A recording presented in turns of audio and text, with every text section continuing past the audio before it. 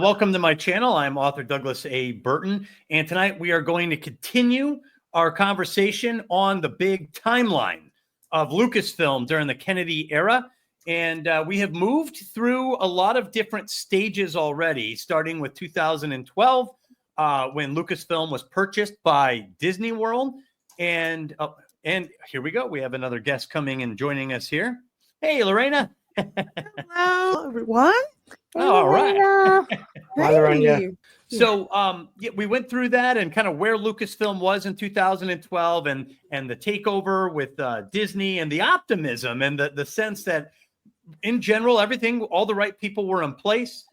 We went through the cancellation of Clone Wars and the launch of Rebels, the big trailer for The Force Awakens, and the early tremors of, the Mary Sue discussion, the Oscars So White discussion came up, and how Lucasfilm is kind of becoming part of this culture war that's taking shape. We went over Rogue One, and we went over, unfortunately, The Last Jedi. And this is where things did start to take a big turn at Lucasfilm. The optimism certainly started to wane. And I think Lucasfilm at this point enters an entirely new phase, which we'll get into today.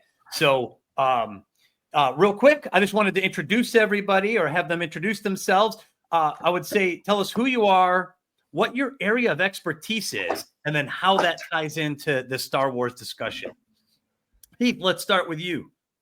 All right, I am Heath Robinson. You may know me from a couple of channels. The Heath's Geekverse is my main channel, where we talk a lot about tabletop gaming. But really, Doug and I got to know each other as we were talking on the Table Talk YouTube channel, where we do a lot of analysis of stories and storytelling. And we break down a lot of different movies from that type of perspective, including we've done some epic live streams, like 6 hours. We did a total of 18 hours on Star Trek 6. So that's normal. All there. I mean, we go deep on Table Talk. So we've talked about, we've studied Star Wars before on Table Talk. Doug and I have, as well as Brianna, talking about like arcs of the fall, talking about Anakin Skywalker's fall, studying the story structure of the original movie and how it relates to the hero's journey and things like that. So that's how Doug and I got to know each other. And so now I'm here. Yep. Yeah. And we talk a lot about archetypes. That's one of my favorite topics. And to me, archetypes are kind of a secret sauce of storytelling. And it helps me understand what will work and what won't work when there's a story. I can start to spot, like I did with The Last Jedi, problems from a basic sense, the sense of what is going to be a timeless addition or something that's familiar or something that either readers or an audience can relate to. And The Last Jedi was almost anti-archetypal. And I think that was part of its failure. But anyway, continuing to move on, Retro. Hi, I'm Retro Nerd Girl, and I basically do a lot of research and study movies that are a lot older than the ones that are out today. So hence my Retro Nerd Girl name, and you can find me on YouTube or X doing either of the doing that. Yeah, a lot of passion for film and classics, and it's important, I think, to know those stories intimately, because it'll help you, especially if you're an aspiring writer or screenwriter or filmmaker. It'll help you put those things right into your stories, and they are memorable for a reason. So anyway, and moving on, we have Reina Creole. Want to tell us what your where we could find you, what your expertise is, and how it ties into Star Wars? Well, I'm Reina Creole. You can find me on X, and of course, you can definitely find me on YouTube. My areas of expertise, I would say, is pop culture. I love film. I love television. I love reality TV. I love anime. All of that stuff, and a good book thrown in there every now and then. And my other expertise is theme parks, because for me, theme parks are the physical manifestation of pop culture, which is why I'm so passionate about it. Yeah, and I think the theme park region you're most familiar with is in Central Florida, correct? Correct. I'm here in Orlando. Yeah, that's one of the. Where else should you be? Right. Well, there's like Disneyland out there in California, but Orlando's where it's at. I mean, I lived in Orlando for over a decade, and I mean, it's called the hospitality industry out there, and it drives Central Florida. So, and then last but not least, Lance, you want to tell us a little bit about yourself, your expertise in your Star Wars tie-in? Beaming in. Hello. Yeah, sorry, I'll be off camera from time to time because I've still got a chest infection. I might be coughing a bit.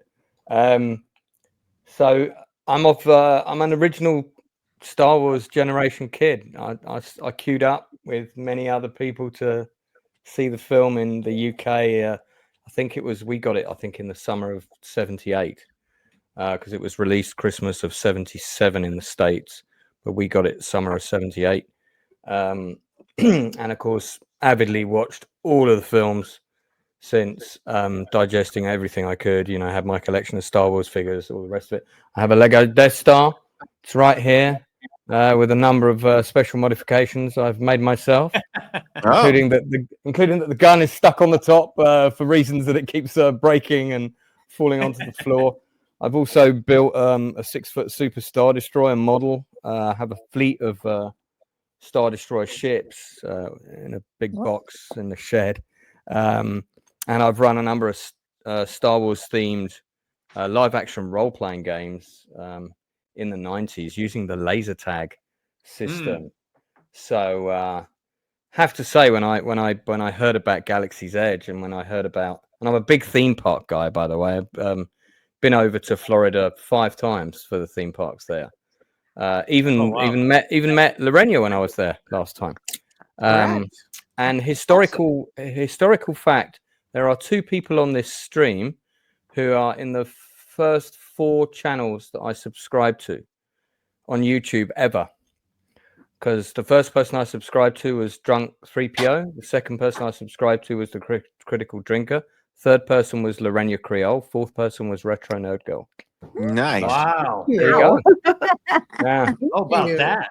So I feel old saying that. Well, what's interesting is, and we'll get into some of this today, but The Last Jedi, I would say, spawned an entire subculture on YouTube that really were the voice of the fans coming on to voice what started as just frustration about what the heck they were watching. And around 2017 is where I started to subscribe to YouTube channels as well. Some of the same ones, Lance. I found some of the same YouTubers, and I loved listening to them talk, because if you turned on the legacy media, it was a great, The Last Jedi was one of the greatest movies ever made. Some of the best Star Wars in history, and the fans were a bunch of toxic morons that didn't deserve the wonderful film that they gave us. And so when I went to YouTube, it was fun to find other people that agreed, no, this is not a good film. Yeah. So I hate that fan blaming thing that's going on. I find it so disrespectful especially to those of us who have not only paid our bucks to see the films, but I must have spent thousands of dollars on Star Wars things over the years and supported the industry in that way. And I'm very devoted to the whole world of it, and I just find it so insulting that you think because we care about something we're somehow awful people. It just really upsets me. Well, we're going to get into the trenches on that. That's going to be we're in the trenches already. I think. Yeah. Well, the Last Jedi was a turning point, because you really didn't hear too much in the culture war for Force Awakens. I do remember there being some subtle discussion about how in the 70s it was a mostly white cast, and how they wanted to diversify the cast for the Force Awakens. But this was all discussion in the pre-production phase. And it was mostly benign. It wasn't that bad of a discussion. It seemed to be valid, relevant part of the discussion in looking forward to how we're going to put together another Star Wars film. But little did we know that this really is going to be a weaponized topic at some point, the way the media would handle it at times. So one of the first things in the 2017, so we're in 2017 in the timeline here. And one of the first things that happened, what was interesting is at the time, no one thought that this was that big of a deal, but it was actually a prelude of things to come that we did not know. Remember how strange it was that a Star Wars director dropped out? So there was the big three. J.J. Abrams was supposed to be the director of Episode 7. Rian Johnson, infamously, was the director of Episode 8. And Colin Trevorrow was supposed to be the director of Episode 9. And in the wake of The Last Jedi, suddenly a Star Wars director, which anyone who's been anywhere near the film industry, this is a dream to be able to direct a Star Wars film. This is like the golden ticket for Wonka's Chocolate Factory. And here he's like, no, thanks. So I thought that was odd that a director would not be interested in following through on a Star Wars movie. He had a script that was written, and it was supposed to be called The Duel of Fates, was the title of Episode 9, Duel of Fates by Colin Trevorrow. This got thrown out the window, and this came out right around that time. You could see September 5th, 2017, right around the time The Last Jedi was actually, this is right before The Last Jedi came out. So The Last Jedi comes out. The fans are, I would say, mostly mixed about it. It was a divisive issue. This is when I really started to encounter what I felt were like professional shills, people that were on YouTube or in the media or in small scale media that would come out and have these really extreme takes. And along with it, a hostile attitude toward the existing fandom. And it was kind of a shock at the time to be encountering this sort of new fan, I guess you could call it. The kind of like pseudo super fan. You guys know what I'm talking about?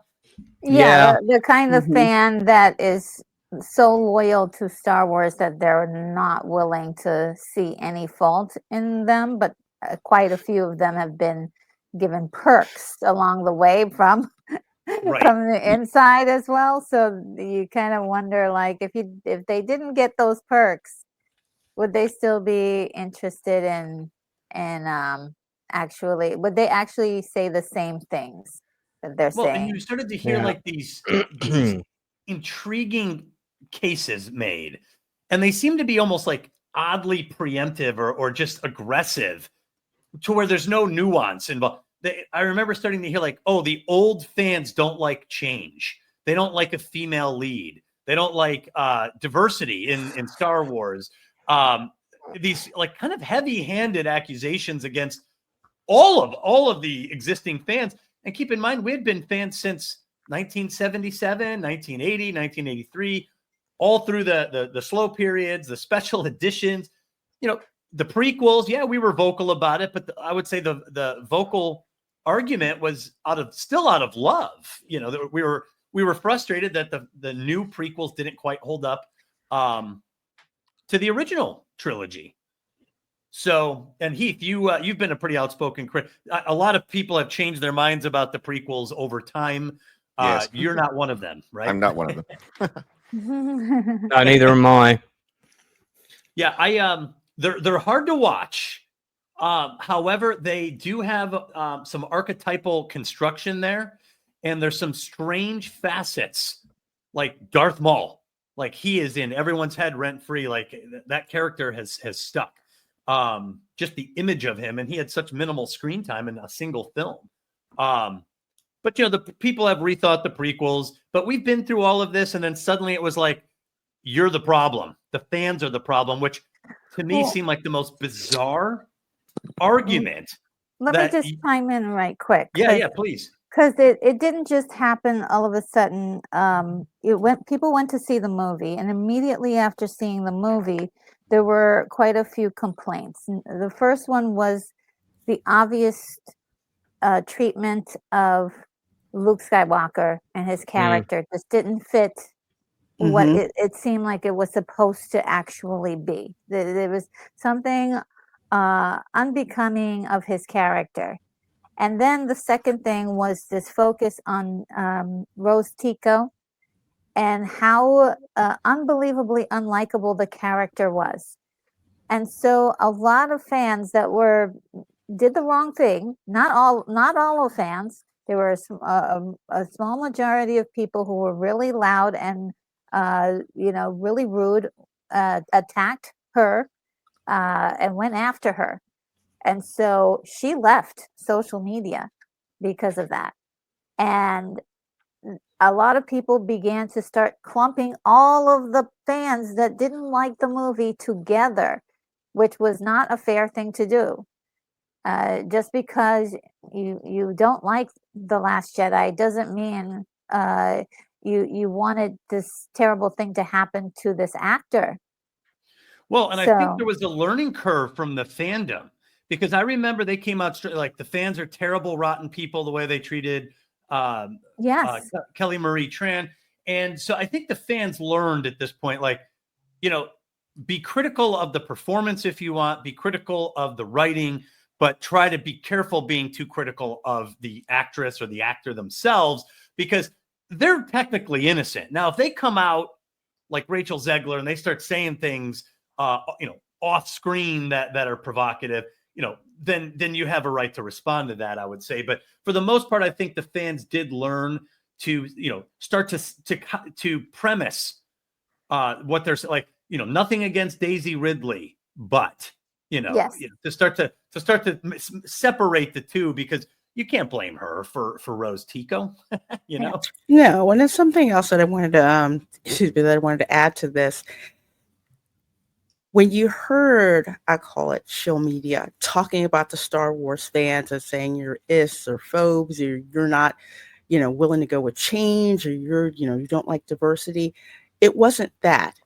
It was that the old school fans didn't particularly care for what was being served to them. Right.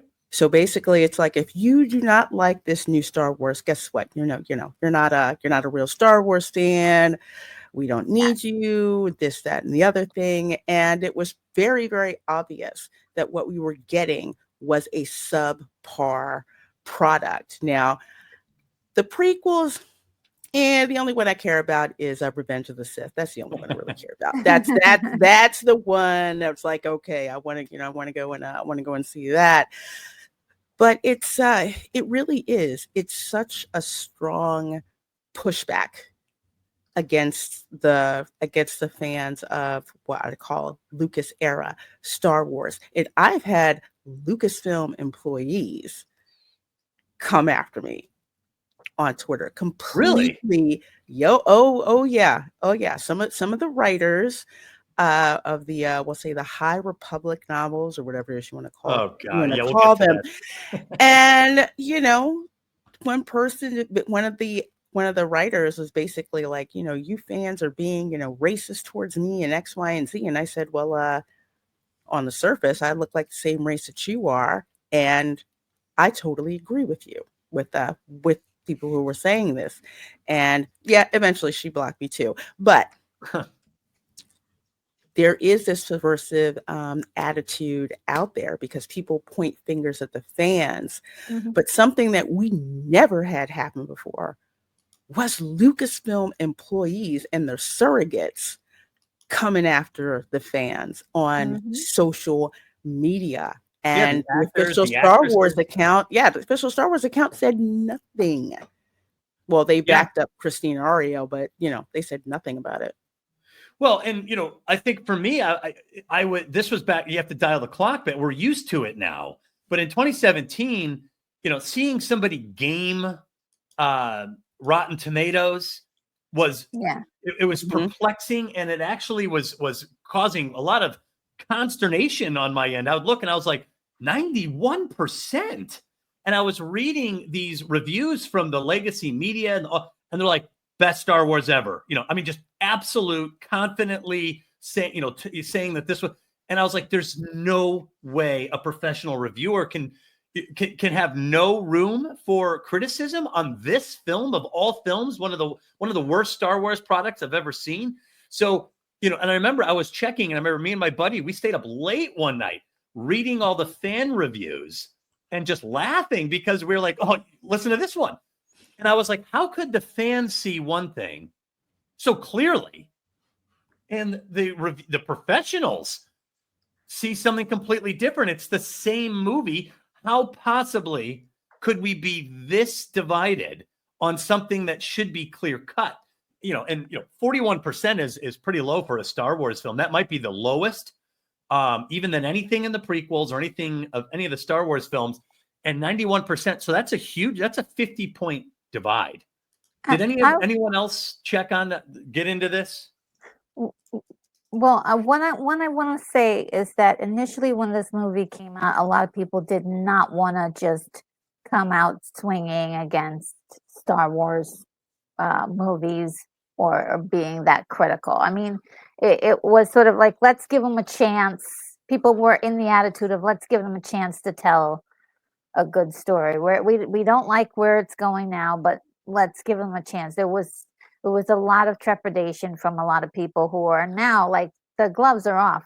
There's a lot of people who were really quiet back then and gave them gave scores that were a little bit more forgiving than now. Now that we know what the entire story is, I'm sure the score went down quite a bit more from the audience. I think with critics, you don't know who to trust. There's a lot of people that are paid and they have special access to things they don't want to give up.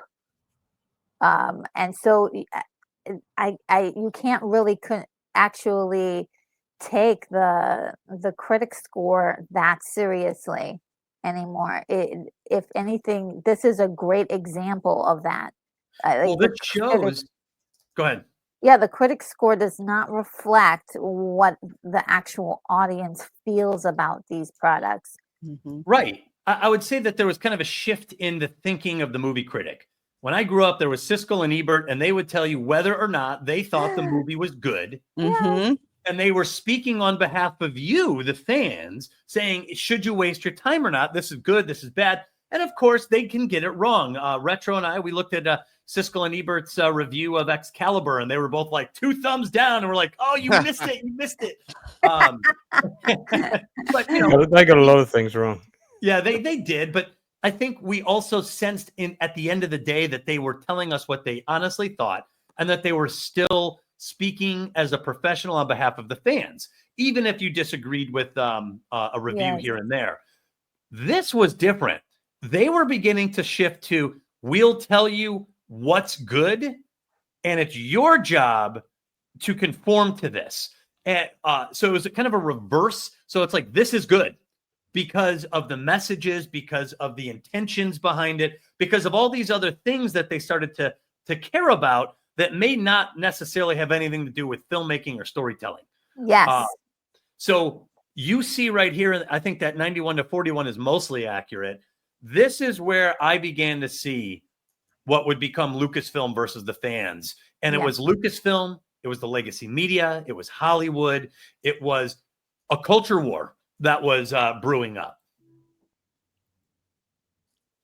So to follow up on that, so I think we have to get into this.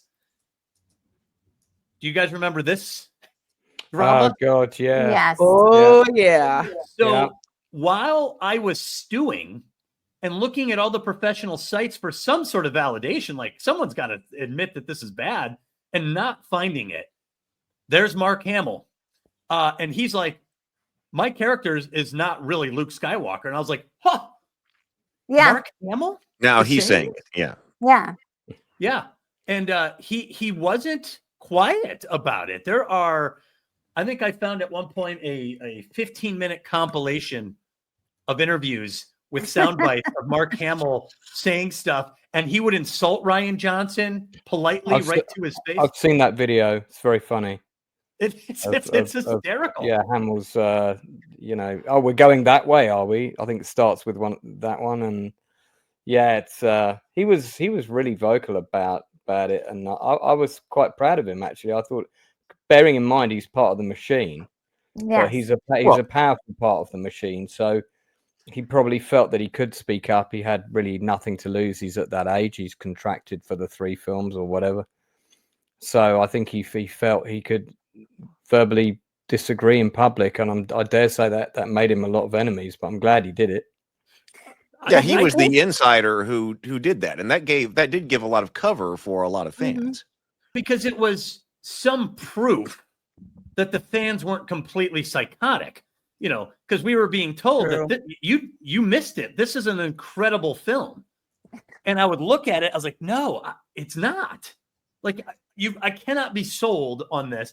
And then here, Luke Skywalker, this isn't like a side actor or, this is Luke Skywalker himself saying that he felt that the character as written did not reflect Luke Skywalker. And I think that's exactly what we felt as fans watching it. I can handle a hero going through a tough time. We saw Luke go through a tough time in Empire Strikes Back. Not a lot went right for Luke, and it didn't make him look weak. This film made him look really bad, and he coined that term Jake Skywalker because he said that's the only way I could perform is I had to pretend this was a different character named Jake Skywalker, and I'm this guy now. So pretty incriminating commentary by Mark Hamill. Very much so, because when I would hear him talk and you could tell there were things that he couldn't say, but he was kind of saying it, in code pretty much for the fans. I'm sorry. I'm so sorry. Because when I think about The Last Jedi, that movie, I kid you not, I turned my TV off and I didn't look at anything Star Wars for over a year. Because I said, how in the world could you treat Luke Skywalker like that? That is not the Luke Skywalker that we know. Right. And I think what made it worse is killing off the character too by the end. Yes. It was like, oh, so we don't get a redemption. The character doesn't we don't get to see him do his thing, really.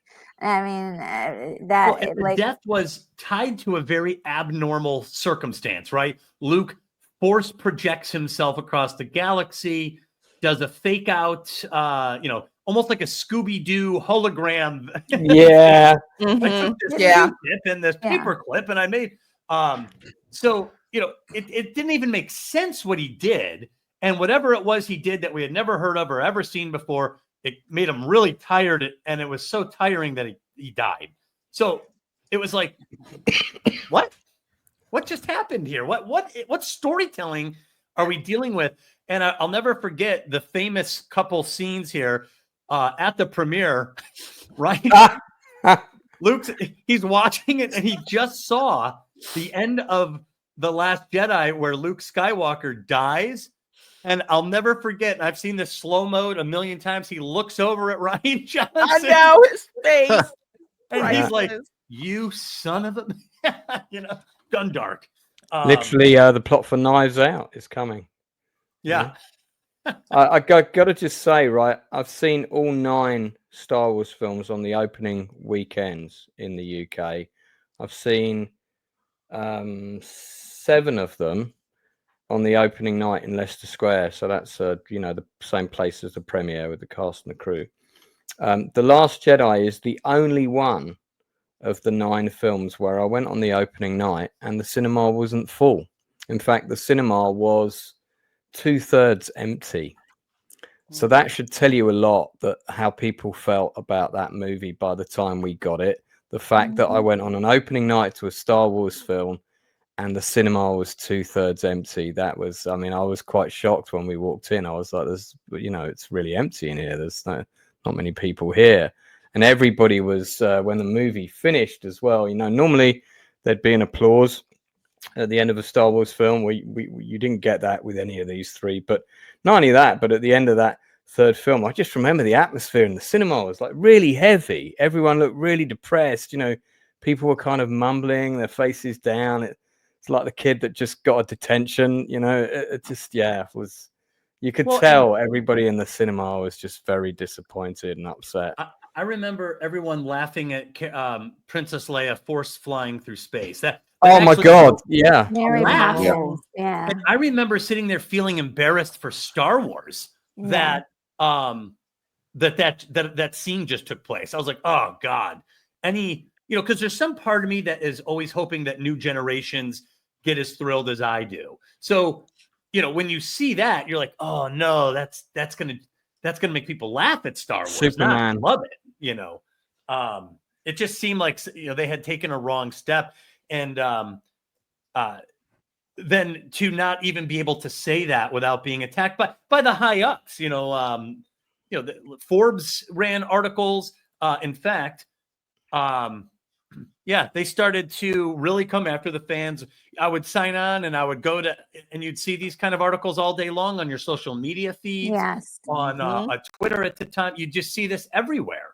The year the Star Wars fans finally ruined Star Wars. And the thinking was, because we didn't like it, we're like party pooping. Yeah.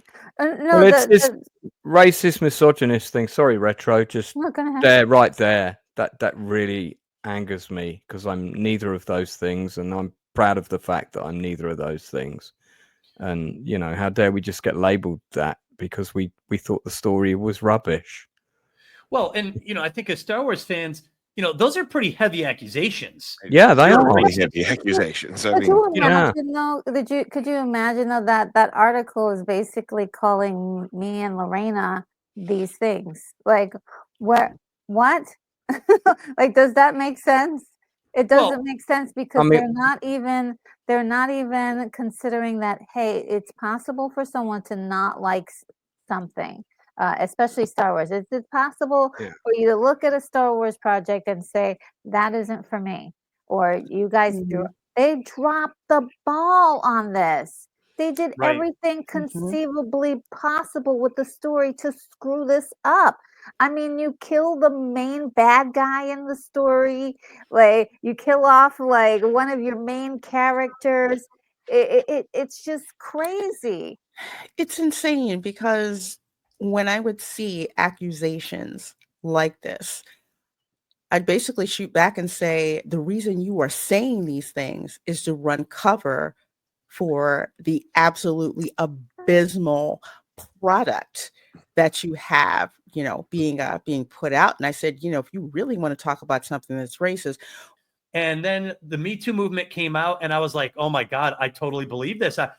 I'm seeing it myself. So it's very important to defend the moral issue that started this and separate that from where this movement also took some wrong steps, or how this became an unpopular movement in some cases, and how it got wrapped up in the fandom and in Hollywood.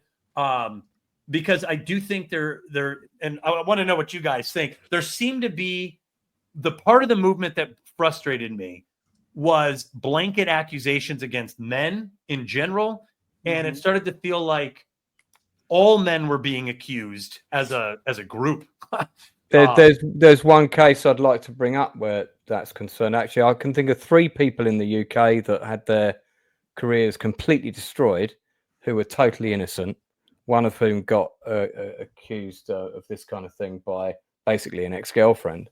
And she just had sour grapes because he dumped her, and this was an actor called Ed. I forget his surname. He had a whole TV show with the BBC cancelled. But something interesting that I saw today, this is to do with the intimacy coordinator thing. You guys might remember when the career of Frank Langella nearly got cancelled. This was sort of towards the end of Me Too. He was on All the Money in the World, and he got fired because he was said to have touched the actress in a way that upset her, and they had an intimacy coordinator there, and they were rehearsing the scene, and he basically touched her leg, and he wrote a very articulate article defending himself, which you should read.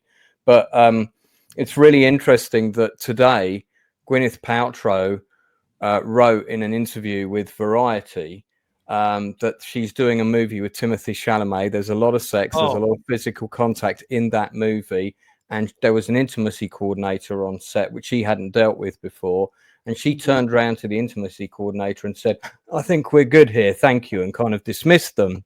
And I wondered what would have happened if a guy had done that. Okay. If a guy had done that and said that same thing on a set, Mhm. there would have been an absolutely massive uproar about it. For and sure. that person would have been heavily criticized. They might have even been fired. But it's okay for Gwyneth Paltrow to say that. Even now, it's standard practice that an intimacy coordinator is there. She may well be right. And she probably doesn't need one. And I'm sure Timothée Chalamet doesn't need one either. I think a lot of actors don't actually need them, but I think it's good that they're there for the people that want that barrier, that want that protection. I think it's good that we have them. Well, I heard But one yeah. actor say, she's glad there's someone there looking out for her. And I think that sums it up right there, Mhm. So, the thing is, like, I felt extremely sympathetic to the Me Too movement when it first came out, because I knew that this was a serious issue and that this was real and that this wasn't something that you just came out and talked about. And now there's this movement that is supportive of speaking up about it. And then rather quickly, I watched it get weaponized to where any accusation against any man was treated as absolute, unquestioning, believe women, what came out. And suddenly it was hard as a man to be completely supportive of it, because it's like, well, geez, anyone could say this about me at any time. And what defense would I have? So I think there was some people starting to get split on this.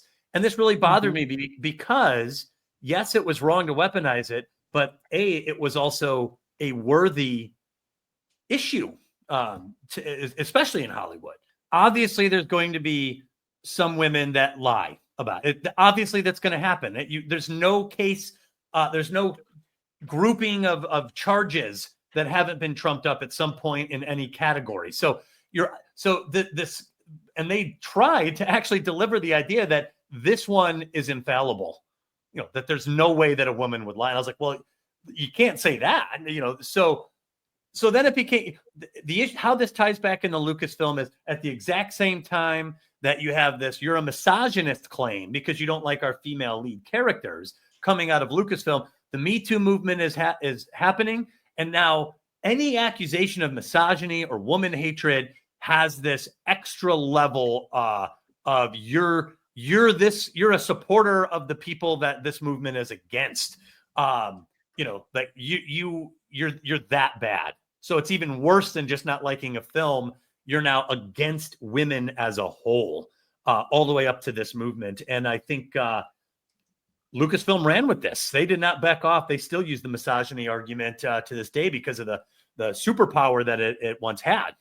Yeah, and one thing I will just say that about this, it's there. I think, like, moving through the years, it feels like more and more and more we're dealing with sort of a gender like issue between the two genders. There's like all this content about women, men, who's more nefarious than the other. It's like I'm seeing more and more content crop up every day of that kind of thing. And I really feel like the conversation Me Too, again, it was beautifully executed in the beginning as a tool to be able to really shed some light on what was going on behind the scenes in Hollywood, and to get some people who were absolutely being taken advantage of to see a brighter day for themselves and some justice. But I also feel like it also created this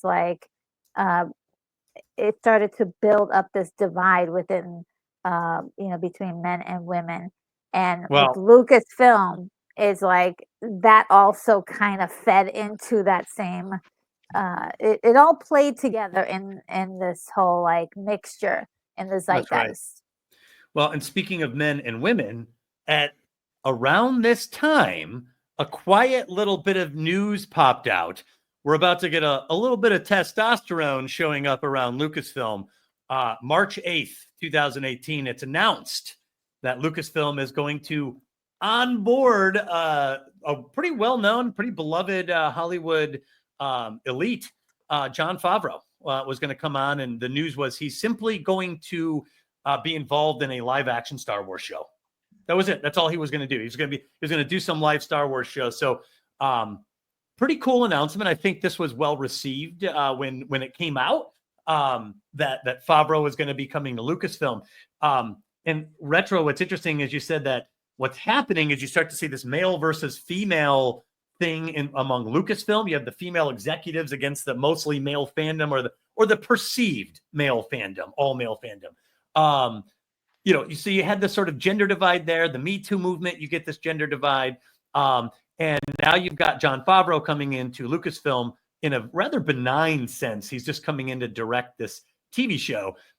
But this sows the seeds of what will become an epic battle, which we will cover in depth as we go along within Lucasfilm later as his career progresses there. But at this time, it was simply a small announcement off to the side, right before Lucasfilm's next big effort, where they wanted everyone's support. Solo, the next big film to come out after The Last Jedi. And fans were pissed. They were pissed. I remember saying, I'm not going to go see Solo. I don't know how you guys felt. Lorena, what were you thinking? I did go and see Solo. I didn't see The Last Jedi before I saw Solo because just life happened. So I went to go see Solo and figured, we'll give it a try. We'll see what it's like. And I watched it, and I wanted my loyalty points back because I used loyalty points to go and see this movie. And I'm thinking maybe it's a one-off or something like that, because The Force Awakens was actually pretty good. And then I made the mistake of watching The Last Jedi, and I'm like, oh God, you gotta be kidding me. So yeah, I went and saw it, and it was I could have done without it. Lance, did you see it at the theaters? Yeah, I went to see it with my ex-partner on the opening night, but at a local theatre. We didn't splash out for the expensive one in town because there was there were rumors they changed directors partway through. Ron Howard came in to finish it. Yeah, and there was already this kind of blaming on the lead that somehow he was. I remember this atmosphere of it was the fault of the actor playing Solo, and I actually thought, I have to say, I thought he was one of the best things about it. I thought he kind of nailed him. I thought he was pretty good. I thought really big shoes to fill. It's kind of a poisoned chalice, to play the younger or older version of an iconic role, or even to be recasting that role, whatever. I thought he was good. I thought the young Lando Calrissian guy was really good. He really nailed Donald Glover.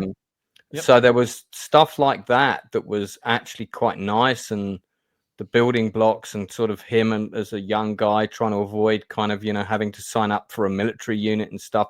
All of that all seemed to work really well. But then you just got into all this nonsense. The way that him and Chewie met didn't sort of seem to fit with kind of what we already knew. That meeting seemed very poorly written. And then there was this stupid heist thing with this train that was running around the planet, which was just like, why didn't you just take a spaceship and rob it? And it's just a lot of nonsense that to kind of make the plot work.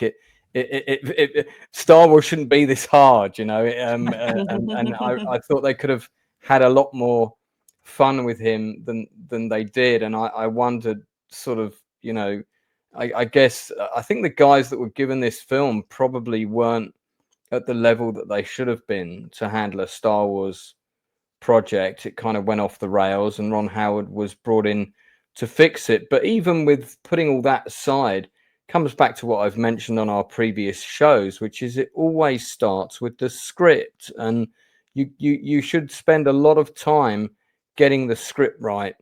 And they had a lot of time to get it right before you jump out the gate and get going. And this script was all over the place. It clearly went through lots of rewriting and reshoots. Yeah. But I didn't hate it as much as everybody else did, because there was a lot about it that I liked. The things I mentioned already that I thought they got right. So, but it was very average for a Star Wars film. Like, we both came out of it going, "Oh, that was quite forgettable." And actually, that was the only time I've seen it. I've never rewatched it since. Yeah, I did not go to see it at the theaters. I waited almost a year and a half. I watched it, and I thought it was okay. You know, it wasn't bad. Mhm. It wasn't good. It was just 2 hours of Star Wars. Like you said, I think forgettable is a good. Well, I wouldn't go that far. I wouldn't say it was 2 hours of Star Wars. It was a 2-hour science fiction movie trying to be Star Wars. Heath, did you go see it at the theaters? I did not, and I remember that being a big deal, that it was coming out, and I was like, am I really not going to go and see a Star Wars movie when it's coming out? Because I had been, I don't know if it had been opening weekend for all the previous ones, you know, but I was like, am I really? But I was like, I also don't care. I was like, yeah, I guess I'm not going to go see it because I don't really care that much. So it was a long time before I saw it. I did end up seeing it, and I thought it was okay. Like it seems to be a lot of people's opinion here. Yeah, I was expecting it to be really bad. I mean, of course, I went in with incredibly low expectations, but it was a long time before I saw it. It was okay, and I haven't watched it since. Yeah. Retro, what about you? Well, I was still under my silent protest of Star Wars at that time, and so I did not go to see it in the theaters. Well, when you say your silent protest, you mean from the prequels, right? Yeah, because the last time I'd gone to the theater was for the Last Jedi.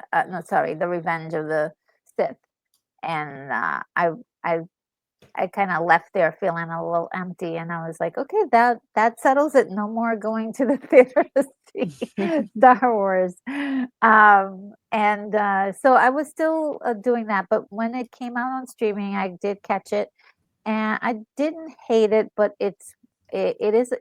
Lance hit it on the nose. It's a very complicated story, but it didn't have the kind of complication that makes you curious, right? Mhm. It didn't pique your interest to know more about this world that, kind of surrounds Han. And I did like the actor. I thought he did very well. And all the recasting was fine. It was the story, and the last half or the last third of it was just a hot mess. And Yeah. it left you like, okay, what's this ending? And so that Mhm. was the biggest part. If they could have tightened up the ending a little bit, maybe it would have been okay. But I think being that the story was just all over the place. Well, and the part that made me laugh was that they gave a backstory to how he got his last name. It's Oh yeah, that's They're like, too much. unnecessary. yeah, That's they're like, completely what's your unnecessary. last name? He's like, he's like, you're alone? How about Solo? Like, it's the first guy ever to walk up to that Imperial station by himself.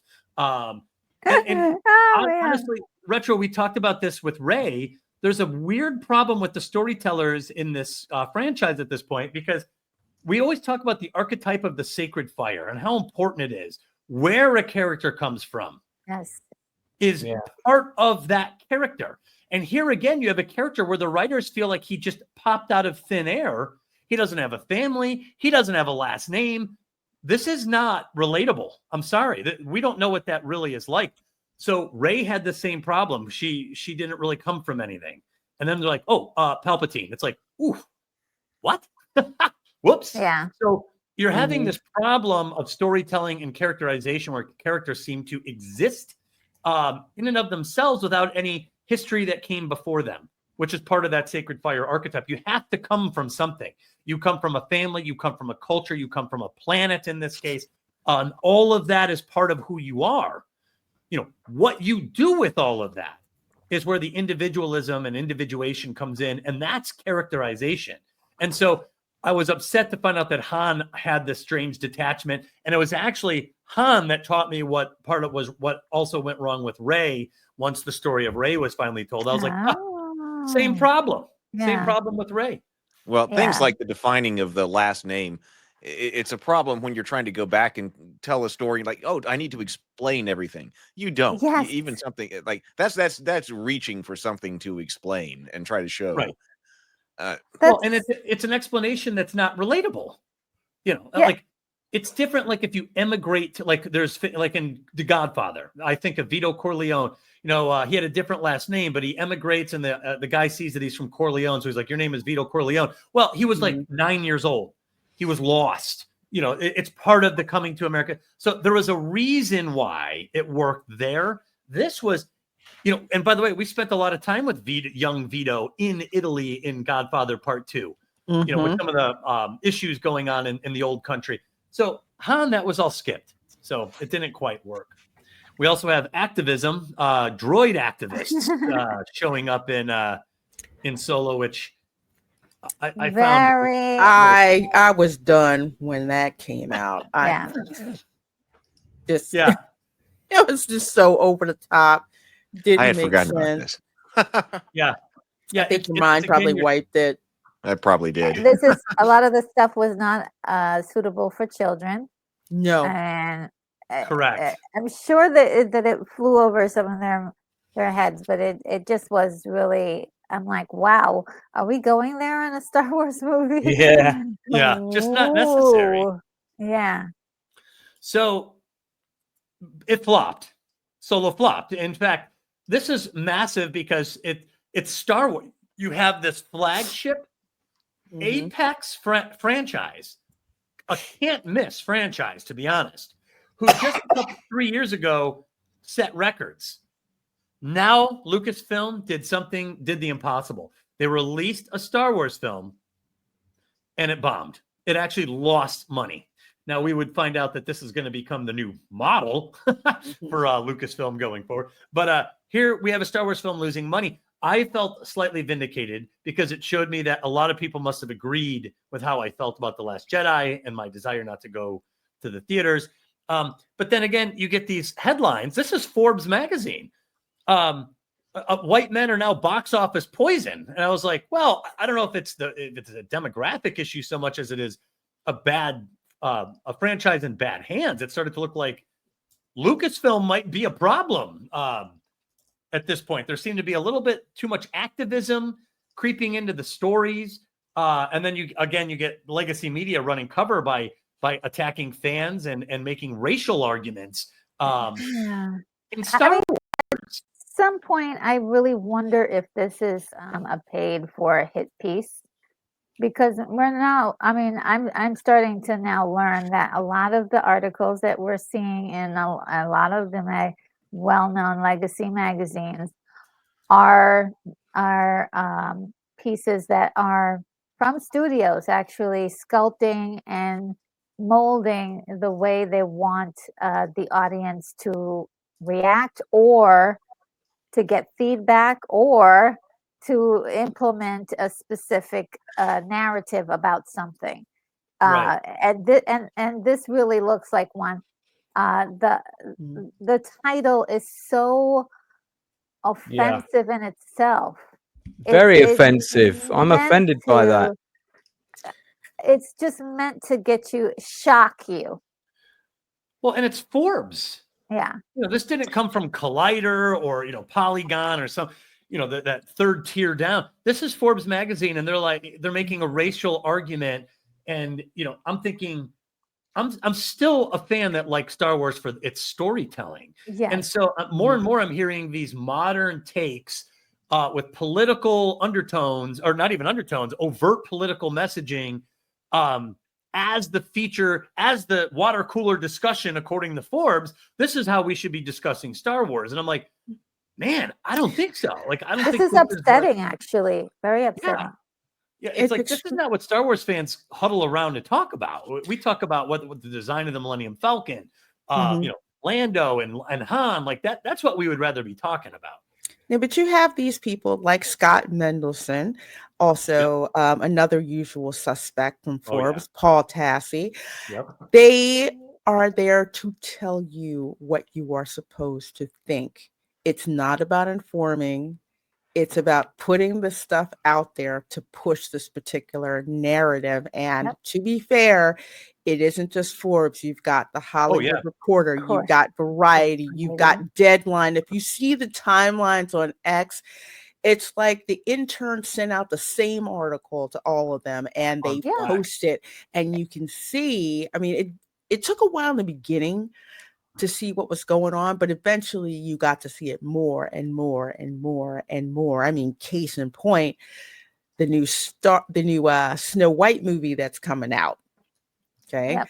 All of the articles saying it's great, it's, it's a triumph, it's this, and you should like it because of this, because of diversity, and it talks about stuff that we're not even thinking about. And with Star Wars, it was the same thing because the fans were just like, no, we're not going to take this. We're rejecting what you say about us being racist, misogynist, internalized misogyny, or whatever it is. Right. We're not going to take that. And the more we push back, the more articles like this come out to basically tell the fans to shut up and get in line.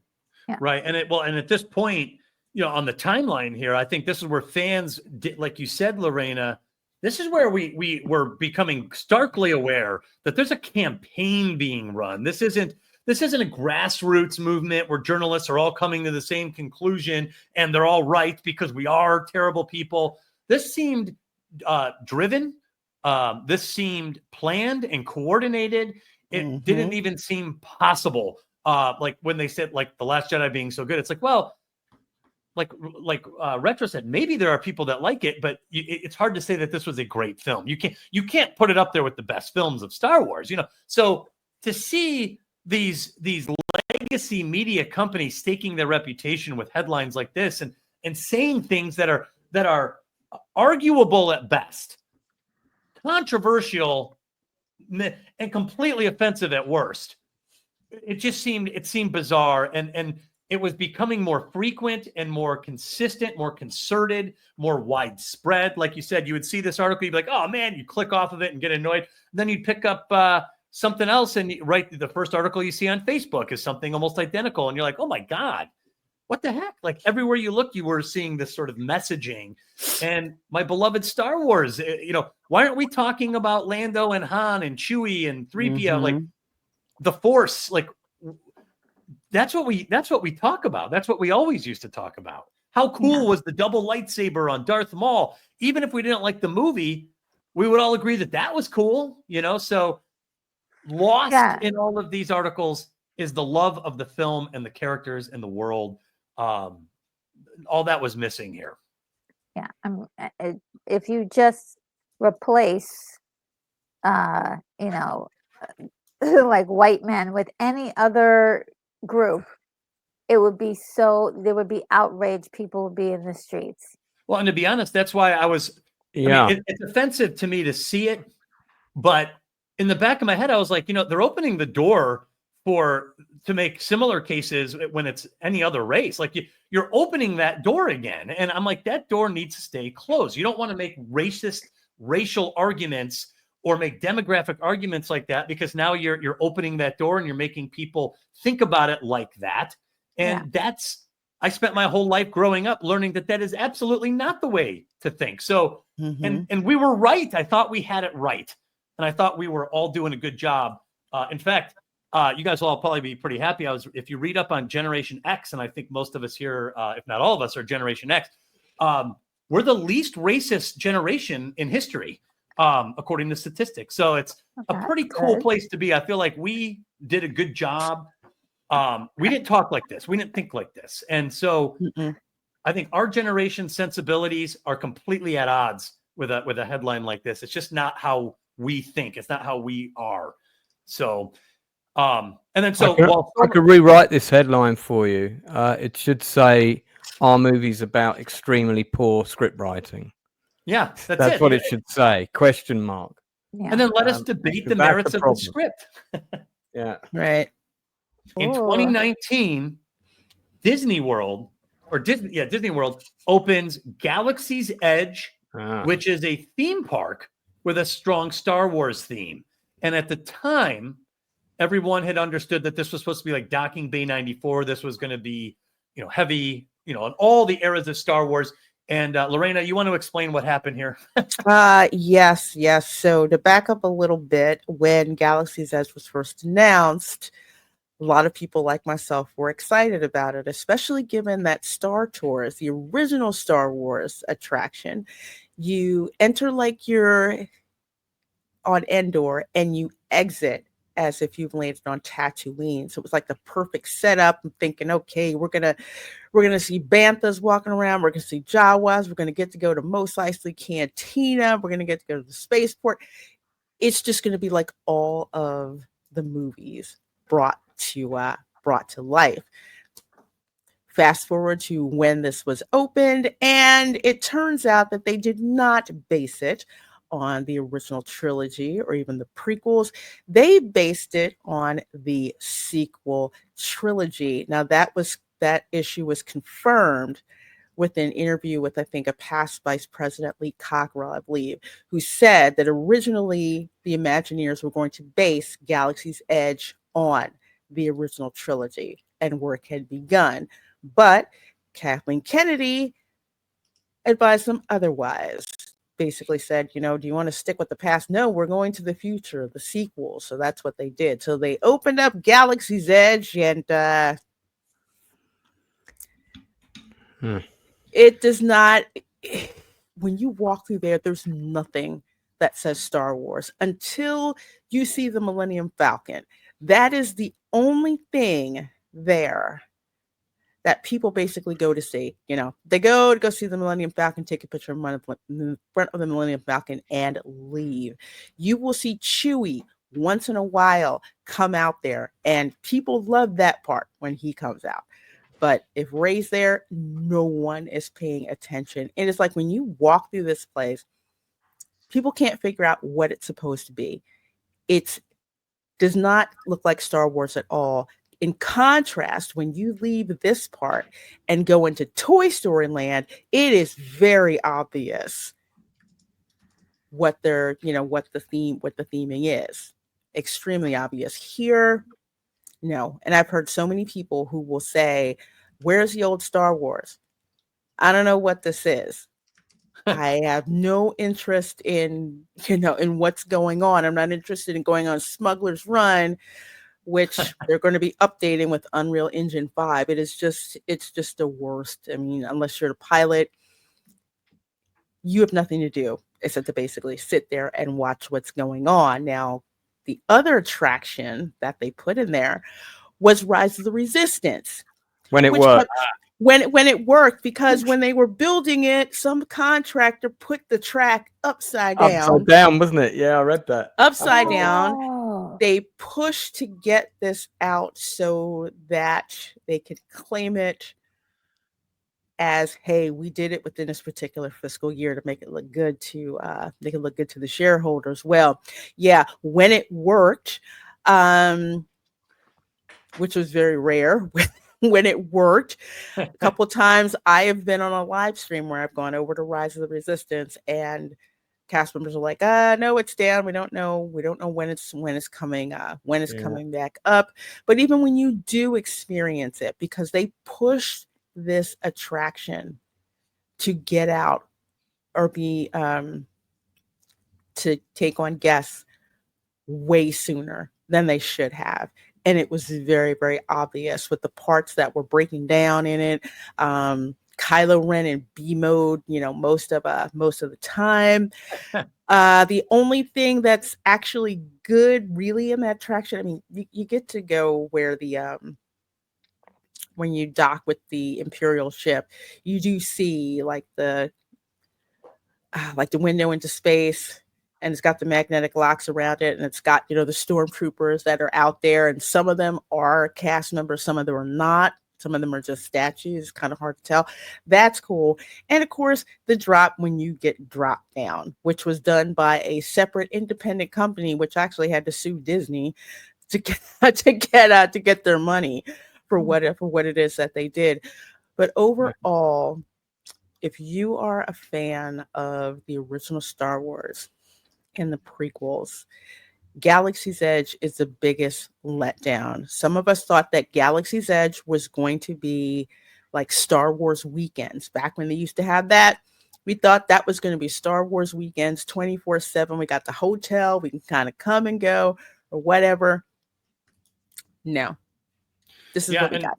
so at this time, I remember the vitriol between the sequel promoter, the people who liked The Last Jedi and the people who didn't, was at maximum fever pitch.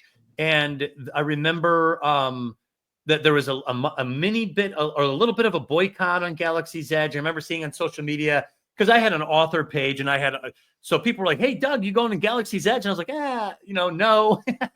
And I remember it becoming kind of a little bit of an issue. Like, if you weren't going, oh, then you must be one of those guys that didn't like The Last Jedi.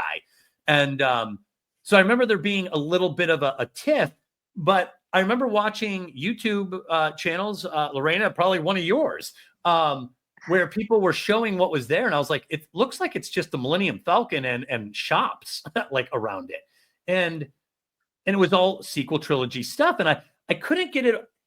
What bothered me the most was that Kathleen Kennedy said no original trilogy characters. Like you said, Chewbacca, but only because he was in the movie Solo, I think.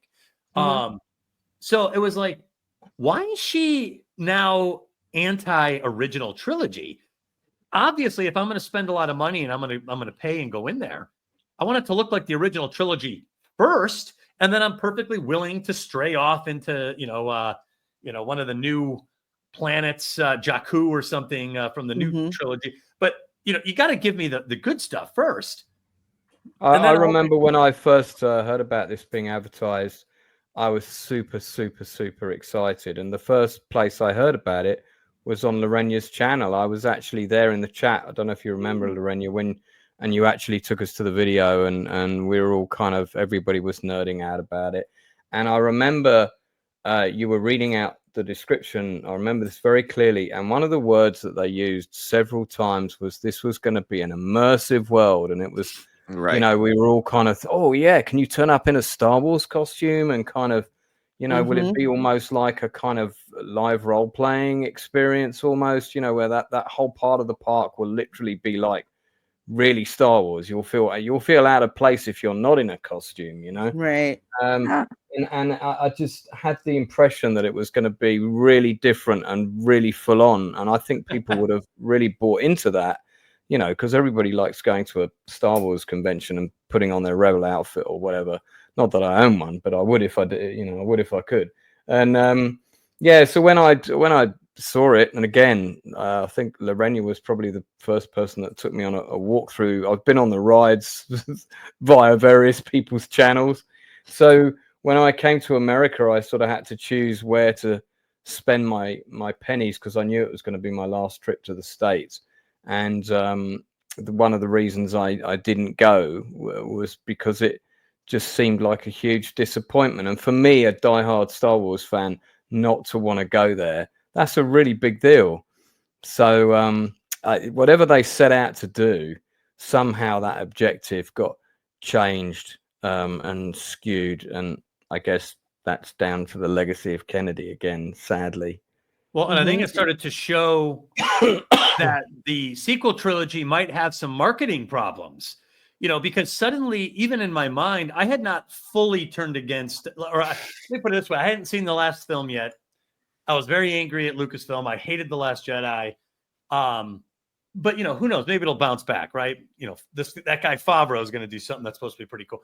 But once I heard that they were only doing sequel era characters, it was all of a sudden my enthusiasm was like, only sequel trilogy. So then even in my own mind, I was like, that's not that interesting. Yeah.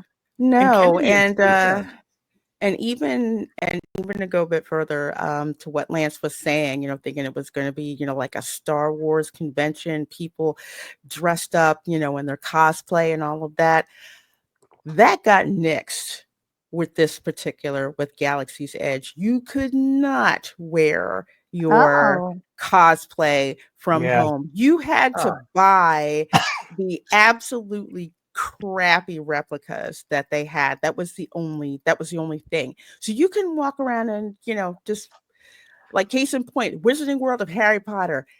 So Oof. many people have on their cosplay, they have on homemade t-shirts from home or whatever, and it's a great atmosphere. But here they don't have it. And the immersion that they promised us, because we were actually supposed to get bantha rides, we're supposed to get that did not happen. The so-called immersive stuff, they took that, put it behind a paywall, and it's known as the Galactic Star Cruiser, which is no We'll more. get to that. Yeah.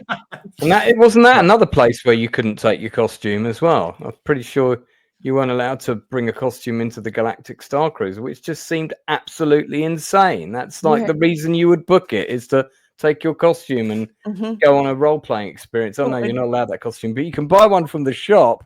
Oh, thanks. Yeah, You know, Lorena, you bring up a great point, because the Wizarding World of Harry Potter over at Universal is fantastic. You know, I'm not even a Harry Potter fan, and nor were my kids at the time that we went to Universal Studios. We did not go to Disney. It was around this time, by the way. And we became Harry Potter fans because of the theme park. That we saw the dragon come out and breathe the fire. We had all the butter beer everywhere. My kids wanted wands. We bought them the Harry Potter wands. We came home and watched all the Harry Potter movies. So the immersive experience was so compelling, so rich. You know, all of the shops that looked like it was from, you know, right out of a film somewhere. It turned us into Harry Potter fans just by being a part of that world. This looked like an incomplete, like one piece of a theme park, and they never got past that first piece. This basically is, and I told people, Galaxy's Edge is basically an outdoor strip mall that time forgot, complete with a dive bar. Well, so this is it. This is our theme park. This was, you know, I always thought that they should have done, because I used to live in Orlando, and I used to be a part of, you know, I had Disney season pass, and I would go to Epcot all the time. And I used to love going to Epcot because I would go to a different country and I would eat Norway and get the Koltbort and eat the shrimp. Then I'd go to Japan and whatever. I always thought they should have done a planetary pavilion with Star Wars, where you would have Hoth, have some foods like, you know, maybe like shrimp or, you know, something, you know, chilled food. And then you go to Endor, and then you go to Tatooine, you know, and you have this world pavilion where you could visit all the different worlds of Star Wars. This is what they came up with? Like, yeah, Disney? it's pretty. I hear the lightsabers are really, you know, there's like the lightsaber place where you can buy lightsabers. And you read the reviews on TripAdvisor about They're horrible. Yeah, they all fall apart. They, you know, they don't stay together and they don't work properly. And I thought that was the only good thing that I'd heard.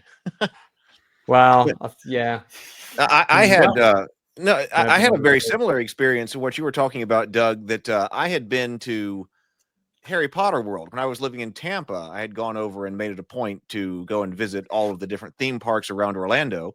And one of my very favorite parts of that ever was the Wizarding World of Harry Potter. I mean, I also liked Animal Kingdom, but you know, the Wizarding World of Harry Potter was absolutely incredible. And I was like, man, I got to bring other people back here, like other family members and things. That hasn't happened, but that was my thought. Oh, I got to bring people here to see this because it was so amazing. And then when I heard this was announced, that's exactly what I thought. Oh, this is going to be like the Wizarding World of Harry Potter. I mean, we're going to have a Star Wars world. And it was, but it missed when it went to the marketing, or when it went to become the sequel trilogy.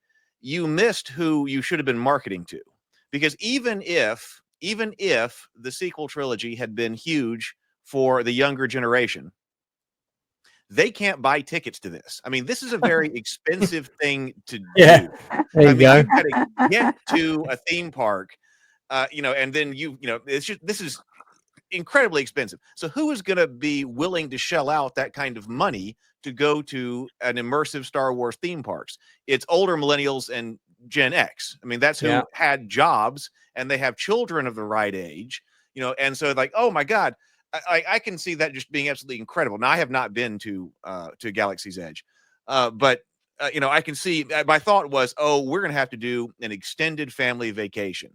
My brother and I grew up with Star Wars. it's going to be so fantastic to take all the kids to something like this. And it'll be this huge thing. I mean, but then when you don't market it to what the people with money who can actually buy the ticket want to see, well, they don't show up. Yeah, That's right. Mm-hmm. And I mean, That's there's no reason why they couldn't have covered all three trilogies with this. It's not like they there was didn't have Absolutely. the space, did it. and they could have had a different ride from each era. They could have had a different section from each era and different characters from each era. I mean, when you sit in a boardroom and say, okay, how do we appeal to the widest demographic possible? It's not rocket science. So the No. only reason for doing this is I have to put it down to Kennedy's narcissism again, because she just wanted to close it off to her era, the era that she's created. Therefore, and that's what's going to be staying behind. It's all about her legacy, not Lucas. And I just think that that's nonsense. And look what's happened. You reap what you sow. Right. Well, and I, go ahead. I mean, but it looked intentional. She's deliberately, and this is when we got on social media. We found out that some of the other executives there, probably the same type that would wear the Force's female shirt. We spot Luke Skywalker in her cubicle with his face crossed off. So, after what we just saw in The Last Jedi, after we see all the legacy characters get stripped out of Galaxy's Edge, we see that, they are out to get it's an agenda. Yeah, there's an agenda. They don't like Lucas's Star Wars. They want to take the power of the brand. They want the logo. They want the money, but they're going to try to turn it into something completely different. And what were you going to say, Retro? Well, I think when we're looking at this, I also always see this as the transition from going from a universal product, Star Wars itself, as a universal family. Everyone in the family can enjoy it, right? The grandpas, moms, dads, little kids. They don't seem to think generationally. It's been more like, oh, we want more females and more LGBTQ here, to be fans.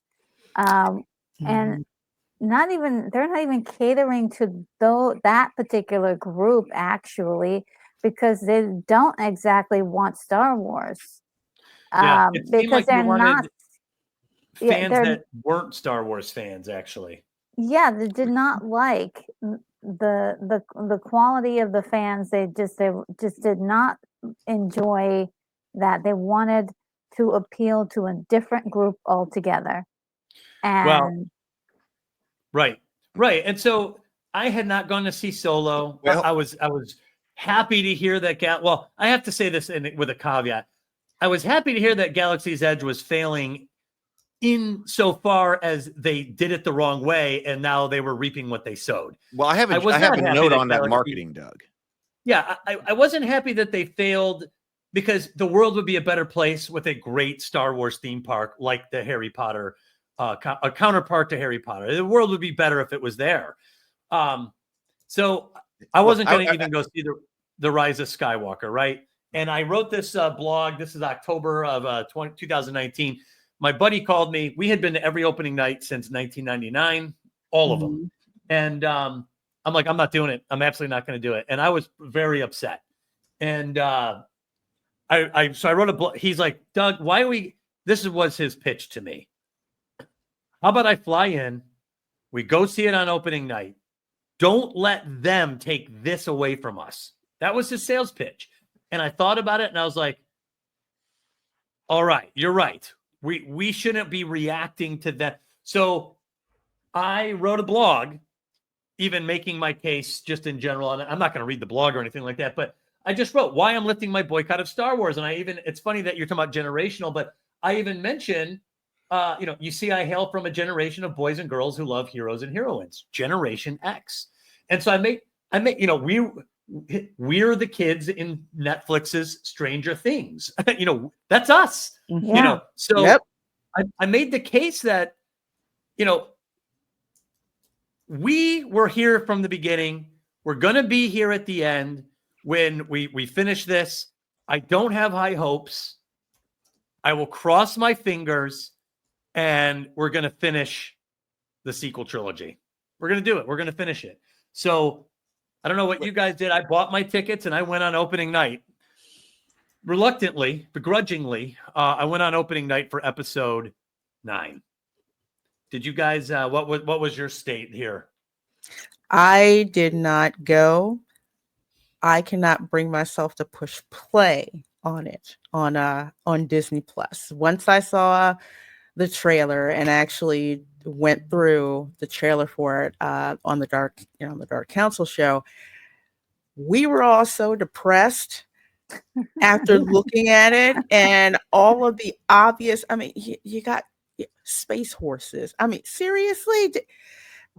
So I have no desire whatsoever to see this, because honestly, I'm still angry about the Rise of Skywalker. And then with the trailer that they put out, it was just such low quality. I'm just like, no, I don't want to be tainted by watching that. And that's probably that's the only Star Wars film where I was just like, I do not want to see it ever.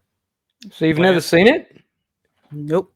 Oh, good for Wow. you. You've saved yourself 2.5 hours of misery. I know a lot of people who It's hadn't. awful. I mean, that was also a turning point. I think I did go and see it, because I didn't go and see Solo, but I think I did eventually later on go, all right, I should go and see it, which is the only time I've watched it, I believe. I might have watched it when I did a complete watch through and realized it was still just that bad years later. But that was your experience, Lorena, is the experience that a lot of people that I know who have been longtime fans of Star Wars, Gen X, longtime Star Wars fans, a lot of them didn't even bother to see that movie and have not to this day. I mean, that's how much that they had lost the fans at that point. Yeah, Well, they lost the fans, and the story they told was gibberish. It was literal gibberish. It made no sense. It was patched together. I remember feeling some satisfaction that they took a lot of digs at Rian Johnson's Last Jedi. And in 2019, my anger and most of fans' anger toward The Last Jedi was pretty hot. And so to see Abrams attempt to address that, like a lot of the criticism, he addressed a lot of it. I liked that, but that's not a movie. Yeah, that's not a movie. And it's not Star Wars either. It's not Star Wars. No. They brought back Palpatine, which was, I told you, they made an egregious error by killing Snoke. They brought back Palpatine. And something dark side. I have to say it. They completely wasted the return of Billy D. Williams as Lando Calrissian. You guys botched this too. Oh yeah, I even forgot he was in it. He kind of turns up for 2 minutes, and then he turns up for 2 minutes at the very end, doesn't he? When he's there. He still has charisma. Seeing him again as Lando hurt, because it was like not like this. Remember that chick in The Matrix right before she's unplugged? She's like, yes. Not like this. Yeah. That's how I felt. I was like, not like this. Don't do Lando like this. Because you realize he could have delivered. In fact, Lando should have been a front and center character in episodes 7, 8, and 9. He blew up the second Death Star. He was the rising star of the rebellion. He should have had a major role in the sequel trilogy. To see him as a cameo in a gibberish script, it annoyed me to no end. Oh, we have I think the lasting legacy of the Rise of. There's two ultra memes that have come out of this movie. That J.J. Abrams was so lazy he didn't even come up with the backstory for something as critical as that. And do you guys remember the other one? They fly now. They fly now. They fly now. I'm like, oh, no. It's just gibberish. No. Yeah. I mean, it made no sense. What's that, Lorena?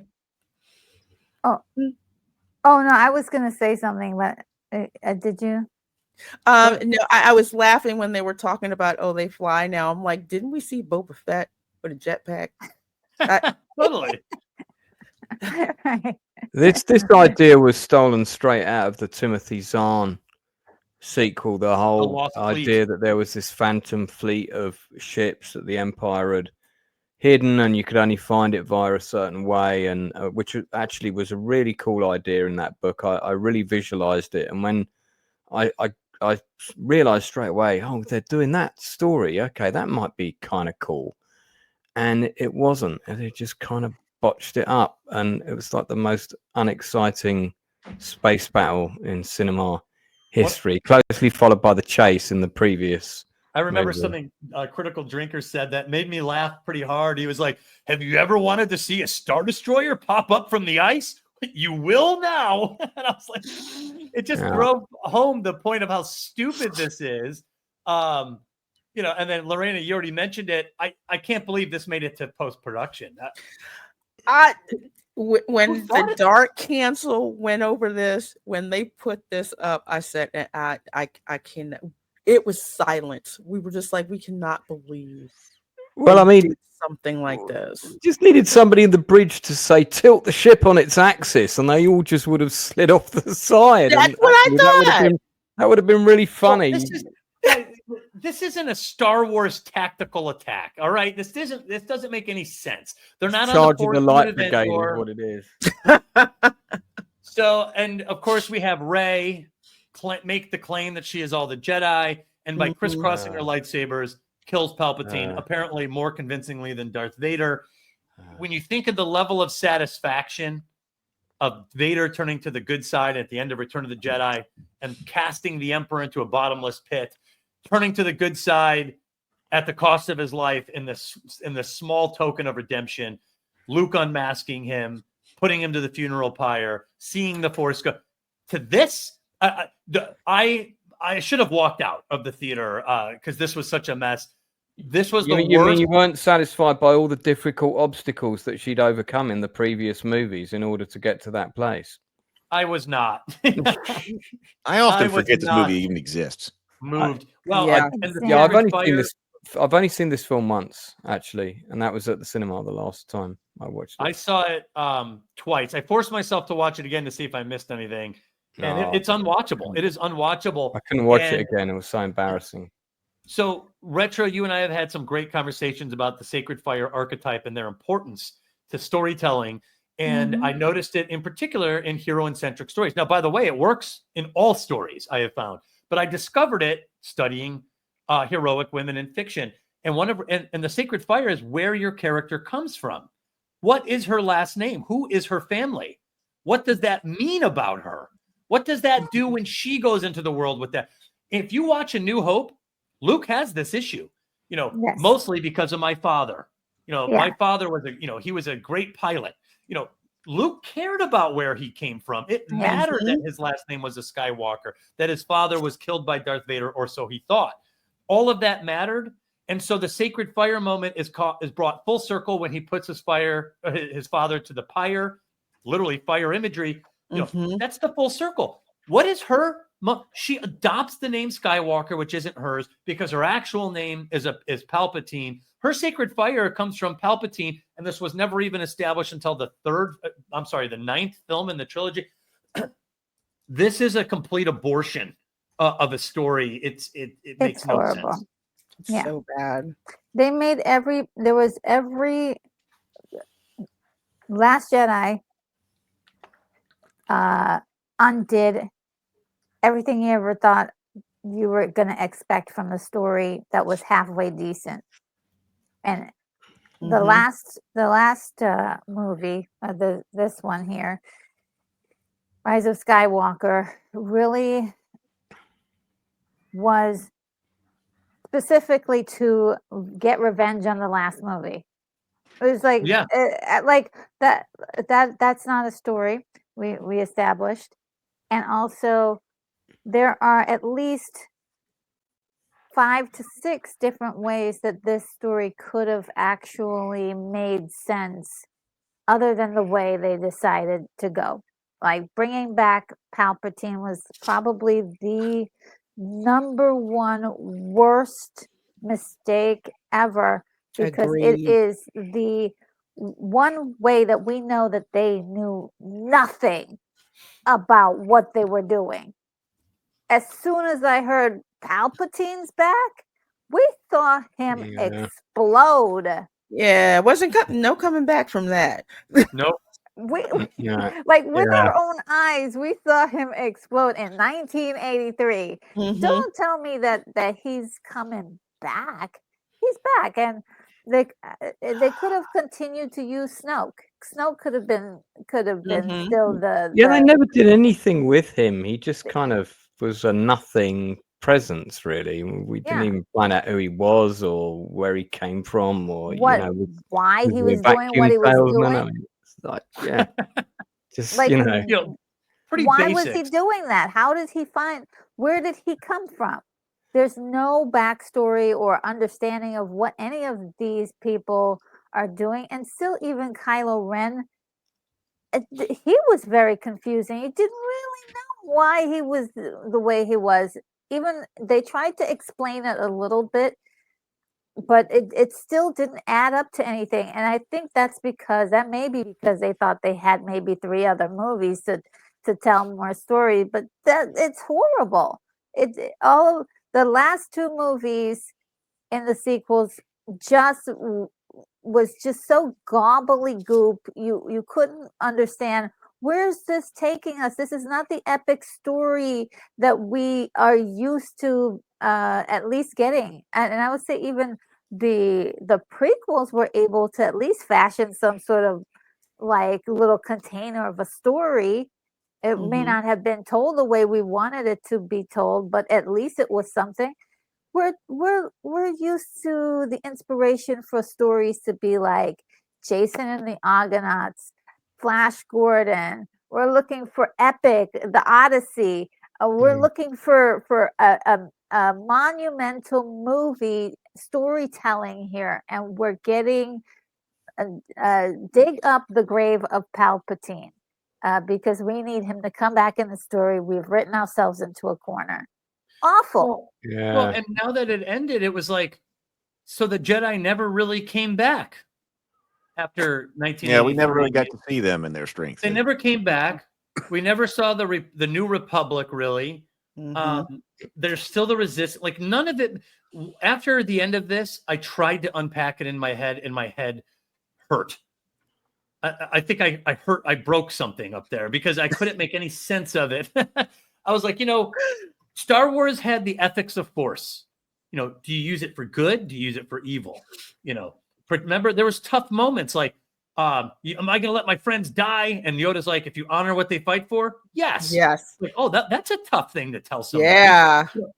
We dealt with real ethical problems there. I remember comparing this final battle to the one in Return of the Jedi. And Lance, I know you and I were geeking out about it. I love the Battle of Endor. And I love watching it because there's certain tactical things going on.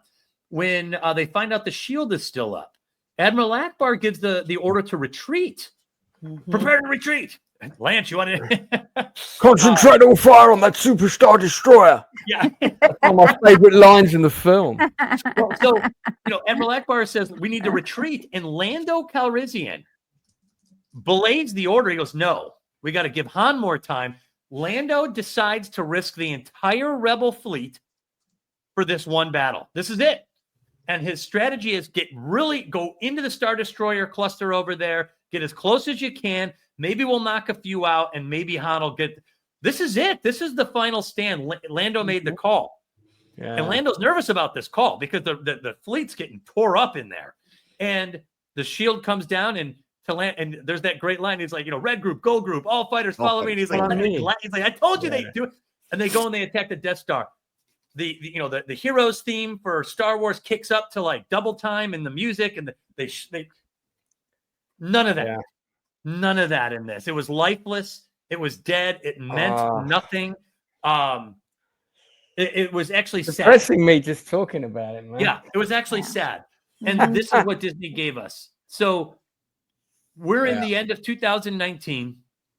We followed Disney picking up Lucasfilm, the launch of the Kennedy era, the extreme optimism. the extreme success of Force Awakens, the strange turn with The Last Jedi, and we've gone through this new culture war thing where they decide to fight with the fans, and this ends with this. The Rise of Skywalker, which is it's a misleading title, and it wasn't a good movie, and it made the entire sequel trilogy meaningless by the end of the day. You can't even go back and watch The Force Awakens because that movie has nothing to do with the other movies that came after it. And so as a trilogy, it means nothing. At least back then there were things to speculate on, because there was a lot of that after the first one. And now you realize, there was a lot of good things going on. But that takes us to the end of this discussion in the timeline, in the Kennedy era of Lucasfilm. I do want to say that big things are about to change. We've reached the end of the sequel trilogy era. Yes. And what we have next is the launch of Disney Plus, the emergence of Jon Favreau, and what will become a massive civil war behind the scenes at Lucasfilm between two creative visions that are incompatible.